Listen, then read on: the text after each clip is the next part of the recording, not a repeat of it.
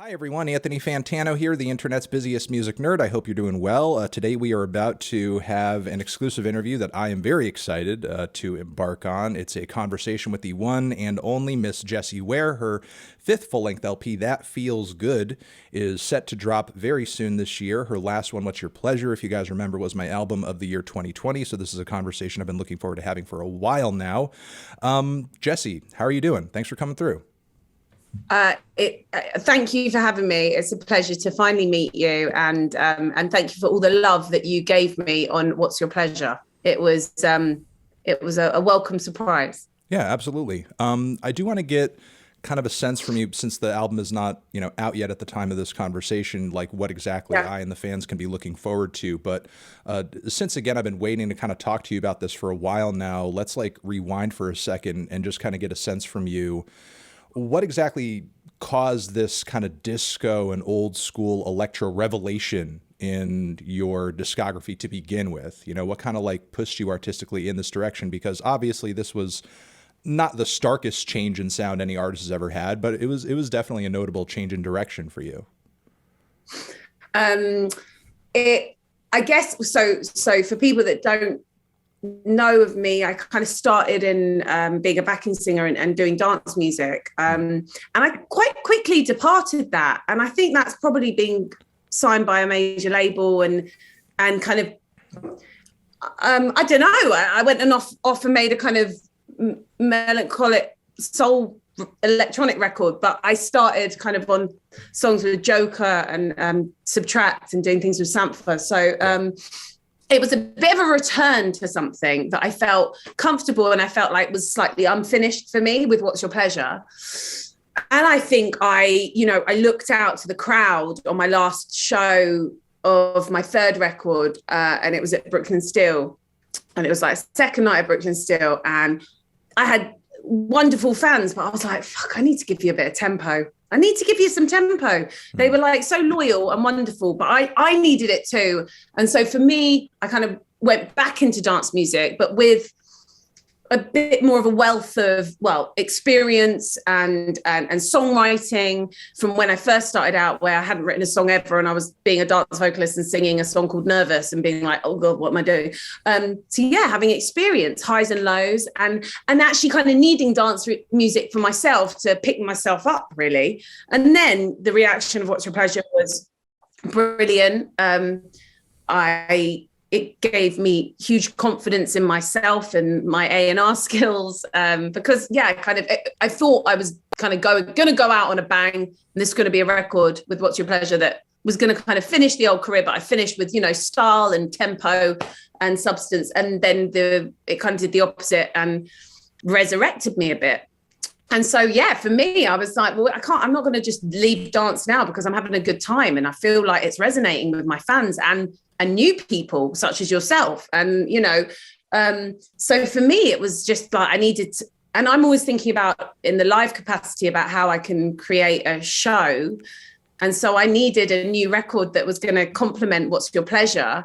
And that's kind of where That Feels Good came from. But yeah, dance music, disco music. Disco is kind of it's something that I got kind of grouped with a group of people in the pandemic. And I think it was a neat, nice line for journalists to have, that they were like, Rasheen Murphy, Dua, Gaga. It seemed like a lot of artists were just coincidentally like all kind of pulling from that era all at once.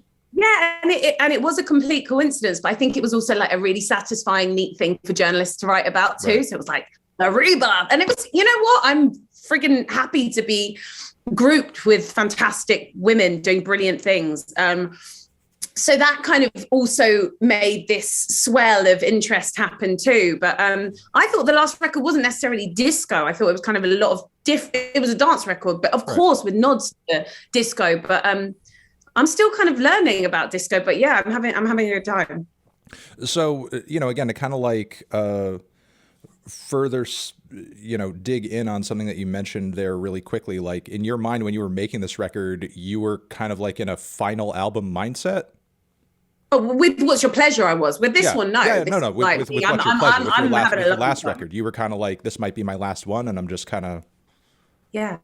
Wow. Yeah! look, like, there's only so many lives you get in the industry, right? And I'd had I'd had kind of relative success, and I felt, and also I was slightly disillusioned, but also, you know, I just I thought potentially my time was going to be up, but it's not.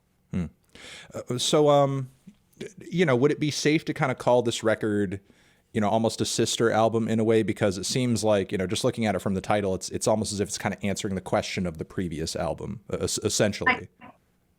I didn't know I was doing that, but thank you. That's a nice, neat. Yeah, I think it is a sister record. It's like a naughty sister, a naughtier sister. I don't know. Naughtier, even naughty. I think it's an auntie. I think I've gone into kind of, you know, I was thinking, you know, how do I get a song that complements Ooh La La, which goes down so insanely well live? Right. And also, like, I love that song. But how do that was how I was navigating this record.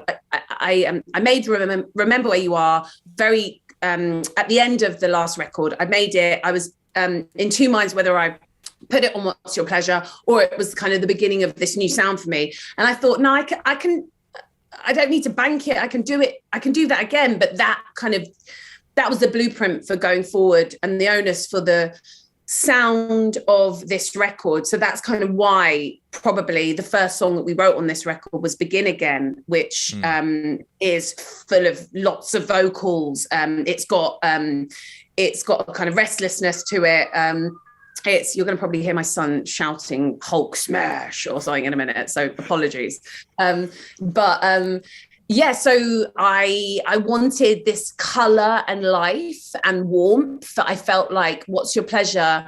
I'd been in a bit of a kind of bluer, sadder place, needing the music to satisfy me, and then success happens and all of that. And then so when I was going into making That Feels Good, I wanted kind of chaos, like brilliant chaos and loose feeling kind of grooves, but absolutely to tie in with What's Your Pleasure. But I didn't want to just make What's Your Pleasure too, because I knew you'd absolutely slaughter me for it. So yeah, it would have been just shit compared to the first one. So I did that with the deluxe. I put the deluxe and that was like, there, What's Your Pleasure? That's there. Now let's go and do something else.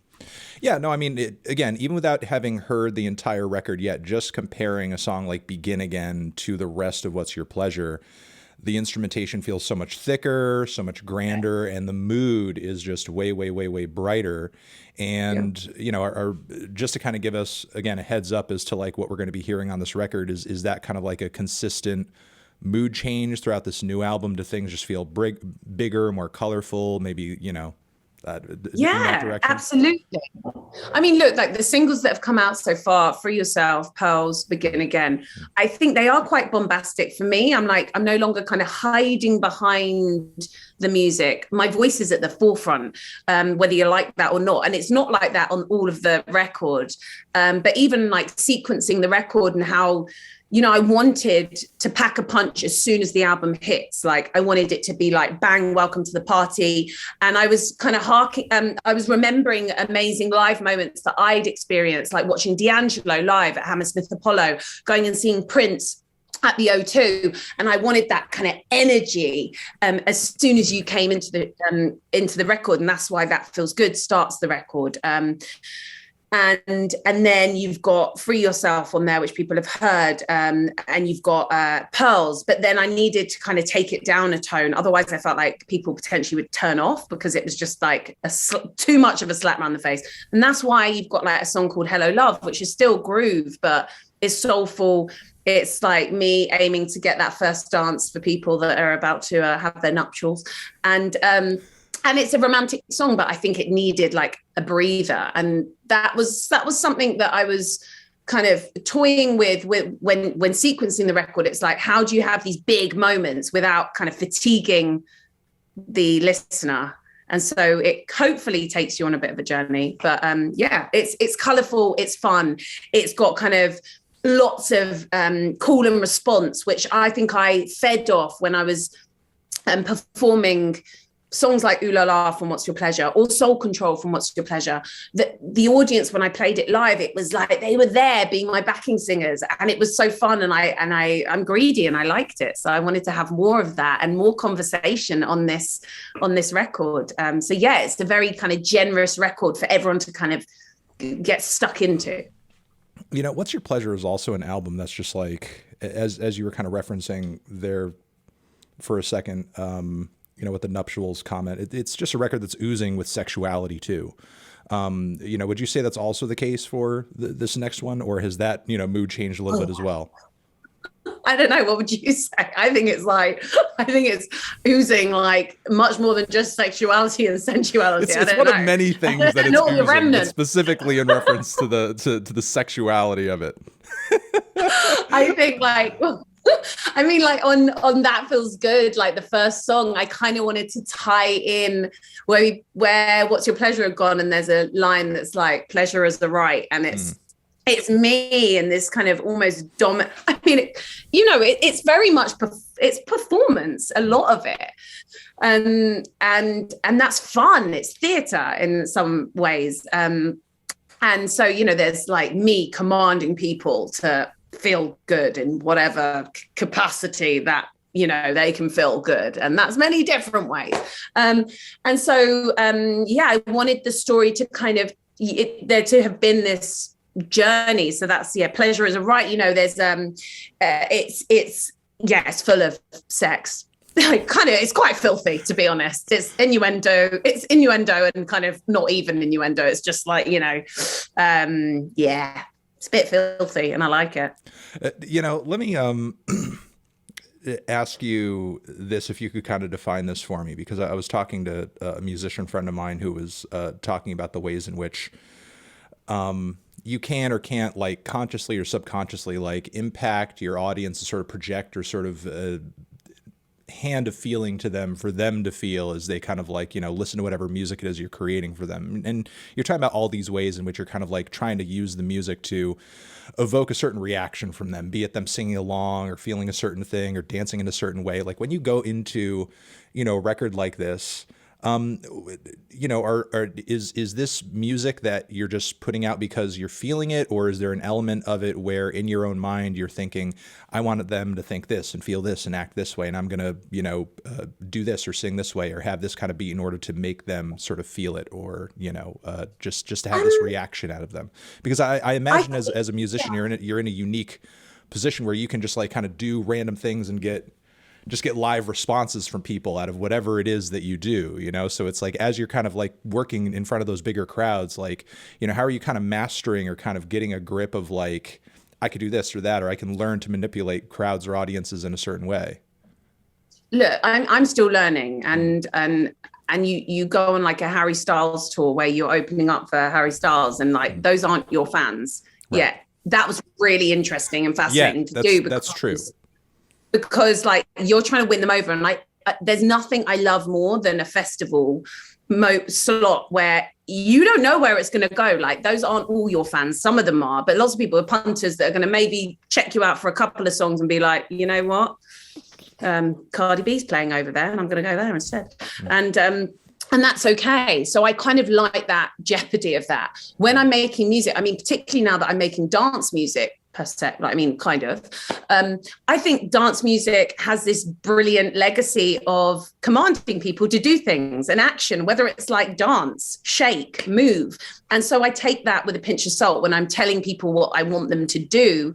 But also, I think that there was this brilliant connection with my audience with What's Your Pleasure, where they were almost egging me on to do more. It's like the filthier I was on stage. And I'm not saying that I was like, I had a bloody whip for What's Your Pleasure, a microphone whip, and I'd lasso, and they would lose their shit.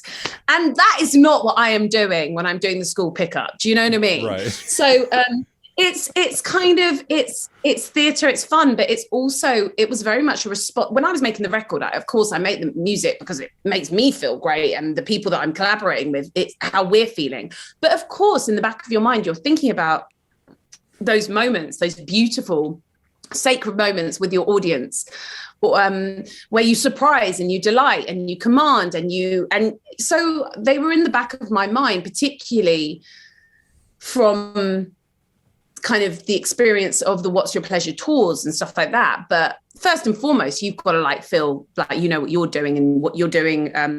I mean, it's a manipulation, but it's a very kind of a manipulation with a wink and a kind of, you know, a suggestion, a mere kind of a beckoning. But yeah, it's fun. And it could just not work on this one. They could be like, oh my God, I don't want to shake the bottle and I don't want to make your bottle pop, and that's okay. And I'll learn from that.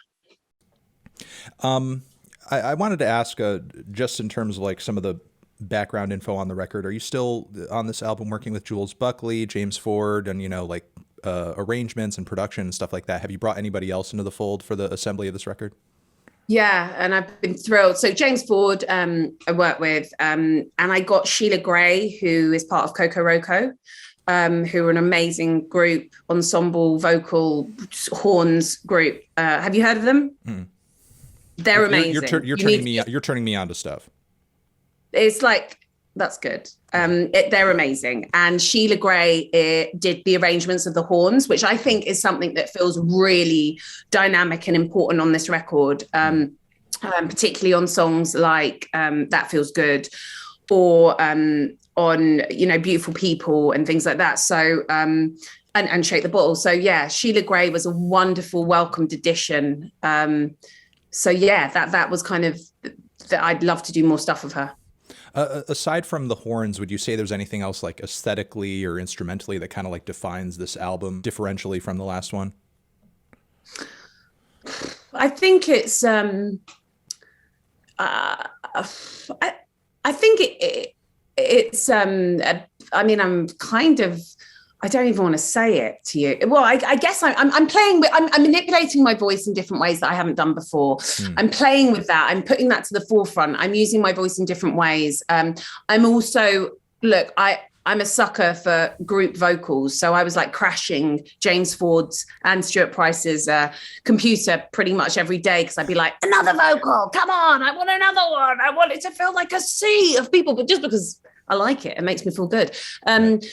So that was something that, I mean, I've always done, but I think I really pushed on this. I think I went for a more maximalist approach than maybe minimalist, which is kind of what I've been known for before. And I really enjoyed that. I just want to throw a few more questions at you before you head out, because I'm sure you're busy and you got a lot to do. One of them being, obviously, you're pulling from this really broad scope of dance music on these records. And as an institution, dance music is just such a generational thing. There's so many different subgenres and styles. Like, is there anything within the world of dance music that artistically you'd say doesn't speak to you, or that you wouldn't try to emulate or copy or work through? Because, you know, the records so far have proven to be very versatile, you know, but yet, you know, it's in order to sort of operate within that field, which is so wide, you have to be sort of saying no to something, to be like, I don't like that direction. I don't like this sound. I don't like that vibe. So, you know, what are you turning down or saying no to in order to like get these records done? Well, when I'm like creating and making them songs, because you have to filter some ideas out, you know, in order to sort of get to point B when you're starting at point A. That's a good question, because I guess I'm like just thinking what I've been asked, what I've been doing. So I'm just trying to think like, I think, oh God, I'm probably not going to answer a good enough. I'm not going to give you a good enough answer. I think I always want my records to have a certain timelessness to them and a nostalgia, but I don't want them necessarily to feel completely retro. So like, I don't know, when I'm doing like Begin Again, that was me playing with like Talking Heads, Stop Making Sense. I mean, and this is incredibly crude, the way that I'm saying, you know, these are ideas that we're playing around with, like in that, and Stevie Wonder, Another Star. And because I remember Hudmo dropping it at Sonar Barcelona party and it just sounding so freaking great. What am I trying to avoid? I don't know, because I kind of think dance music is that brilliant cauldron where something that shouldn't work, you drop it in, and whether it's like a synth or a hi-hat or a program, it can work as long as I think I wanted this to feel very organic and kind of warmer than previous dance stuff that I've done, but that doesn't mean that I don't respect and love that. But for this particular project, I wanted it to have this kind of grandeur and luxury around it with how I was approaching dance music, which I guess is a kind of new thing for me, kind of.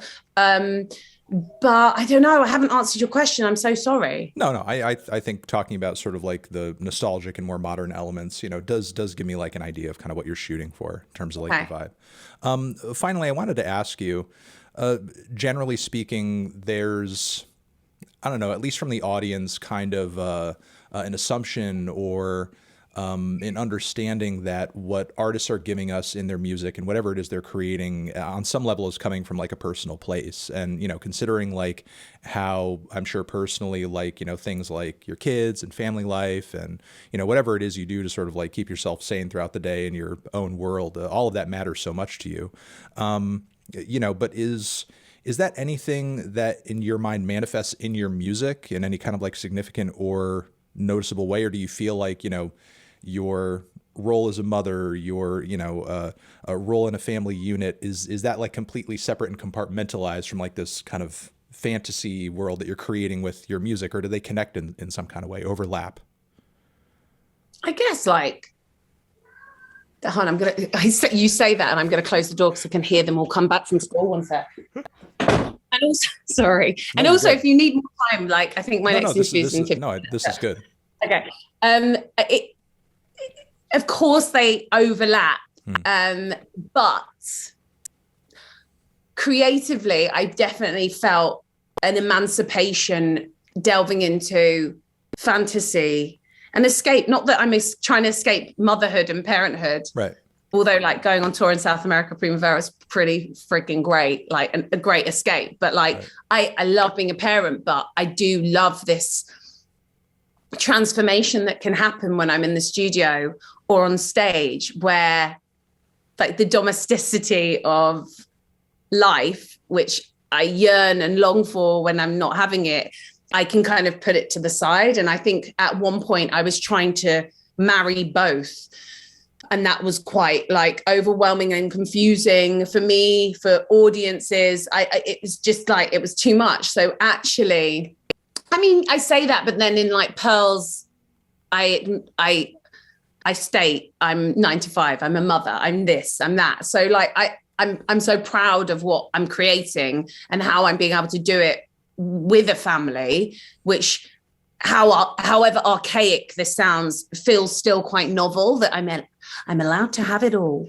But like, it's fucking hard. But I do love that kind of, you step into this other realm. And particularly for the last couple of albums, I've done that. And I think it's been really great. And I think it's been quite releasing and important because, my family, I mean, everyone knows, people know of my husband, but my family is very private and I keep them there. And I want I want my music to feel that, I want it to feel exciting and beautiful and fun and theatrical, and not like, I don't want it to feel like real life necessarily, because isn't that part of the fun and the allure of when you listen to music and your imagination going wild? And I think I get a thrill from that at the moment.